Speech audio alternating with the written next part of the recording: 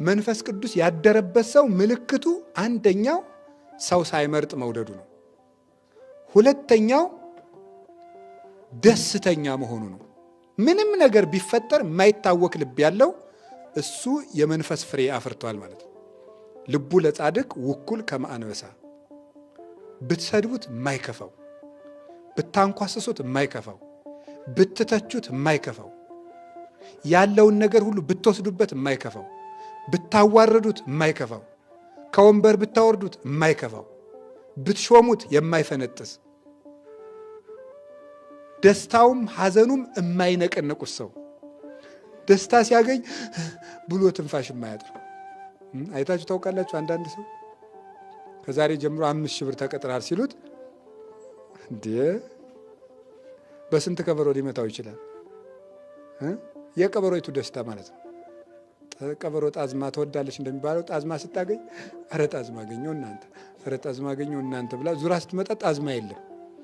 ምክንያቱም የጣዝማዎቹን ቀዳዳዎች ትታ በሜዳው ላይ ስትዘል ቆየች። የቀበሮ ደስታ ማለት አሁን ዛሬ ግን ከስተቷ ተምራ ጎበዝ በሁለት እግሯ ከጣዝማው ላይ ቁማ ብቻ በሁለት እግሯ ብቻ እየዘለለች በዚያ ብቻ መደሰት ጀመረች። ጀግና በሏት እንዲሁ እሷ ከታሪክ ተምራ ማለት ነው። ምክንያቱም ዘላ ስትመጣ እየጠፋት ስለሆነ ሁለት እግሯን ጣዝማው ላይ አድርጋ ደስታውም እንዳይቀር በሁለት እግሯ። ደስታም ካልተቆጣጠሩት እኮ ችግር ነው። በኢትዮጵያ ውስጥ ግማሽ ቀን የነገሰ ንጉሥ እንዳለ ታውቃላችሁ አይደል? እና በደስታ ብዛት ሰው እንኳን ደስ አለ የሚለው በቃ ሲረባረብ ታፍኖ ነው የሞተ። አይዙር ይባላል። እዚህ ዳጋ እስጢፋኖስ ነው መቃብሮ ያለ። ይገርማል እኮ ሰው ደስታ የማይሆን አፍኖ ይገለዋል።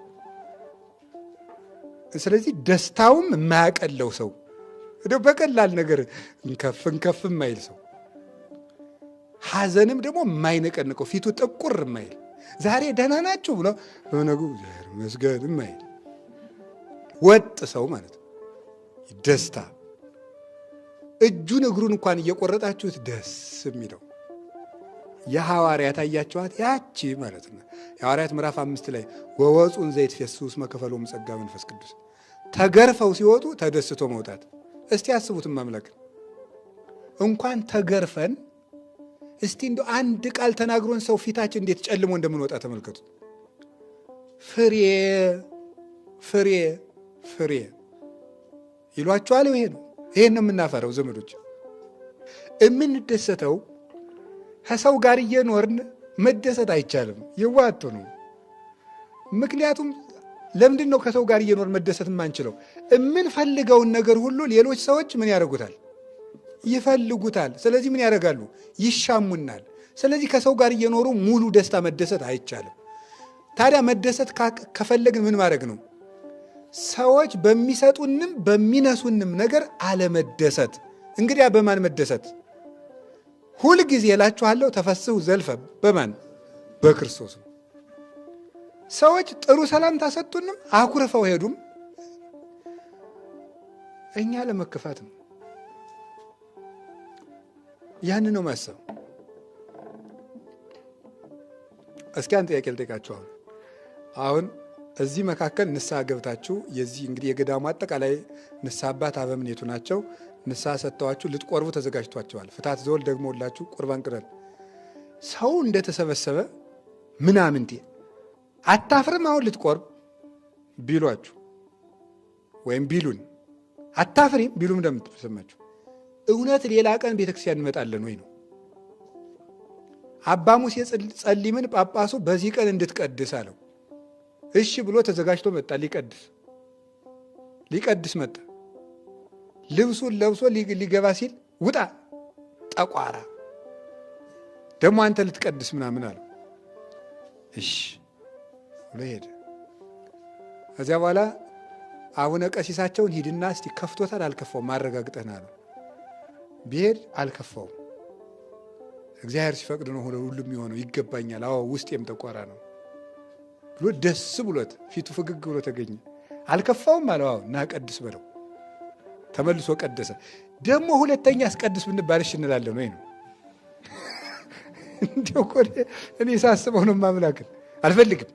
እኔ እንደፈለጉ እሳቸው የሚሉኝ ነኝ እንዴ? እንዴ አቤት እንዲሁ እግዚአብሔር ማርጎ የቻለን እንዲሁ እኮ እንዲሁ ኩራታችን እንዲሁ እኮ እንዲሁ ይኸው እንዲሁ የጤፍ ጠላ እኮ ነን። እንዲሁ እውነቱ ማለት የጤፍ ጠላ እንዲሁ አለ የሚባል እኔ እንዴት እንደሆነ አላውቅም። ሳስበው በቃ የሚንኮሸኮሽ ነገር ነው የሚመስለኝ። እኔ ጠላ አልጠጣም፣ እግዚአብሔር ይመስገን። የማልጠጣው ማጥያት ስለሆነ አይደለም፣ በቃ ራሴን ስለሚያመኝ አይወልኝም። እኔ ሌላ ነገር የለውም። ስለዚህ ኩሽኩሽ ያለ ነገር አይኖራችሁ ነው። እስቲ መተቸትም ልመዱ። እስቲ እኔም እስቲ መሰደብ ልመድ፣ እናንተም እስቲ ልመዱ። እስቲ ትልቅ ወንድም ይስደበን፣ እስቲ አባት ይስደበን፣ እስቲ ትልቅ እህት ትስደበን። እስቲ እኔ እውነቴን እኮ የምነግራችሁ እንዲሁ መንኮሽኮሽ ተነካው ማለት ወይ ጉድ! ፍሬ ቢስነት ይህ አይደለም እንዴ? ገለባ ክብሪት ብቻ የሚጠብቀን እና እንደው እግዚአብሔር ምን ይስጠን? ልብ ይስጠን፣ ልብ ይስጠን። ስለምንድን ነው እያወራን ያለ ነው? አቤት። ስለዚህ ከዚህ በኋላ ማንም ሰው የፈለገ ነገር ቢለን አንቆጣም። እንግዲህ ተስማማን? የፈለገ ነገር ይብለን ከሰው መሃል ሆነ እንዴት ቢሆንስ ብቻዬን ጠርቶ አይሰድበኝም? እንዴት ቢሆንስ እንዲያው እንዲያው እኮ እንዲያው አሁን እንዲያው ተመስገን ነው። አሁን እኮ በቃ እንዲያው እንደ አቅማችን ነው ሁሉም ነገር እንደ አቅማችን የሚለውን አሁን እንግዲህ ይችን እዛችሁ አትሄዳላችሁ። አባም እኮ ሲያስተምር እንደ አቅማችን ብሏል። እኔ በቃ አቅሜ እስከዚህ ነዋ። እንዲያው እኮ አንዳንዱን ጥቅስ ማርጋችሁ የምትይዙት ደግሞ እኮ በቃ ይሄን አላልኩም እኔ። ሁላችንም ማኩረፍ ማቆም አለብን። በቃም ደስ ሊለን ይገባል። በክርስቶስ ነው። ለዚህ ዓመት ምን ለማመደው አንዱ ይሄ ነው። ፍሬ እስቲ ጌታዬ ሆይ በሉ። ፍሬ ለማፍራት አብቃ ይበሉ።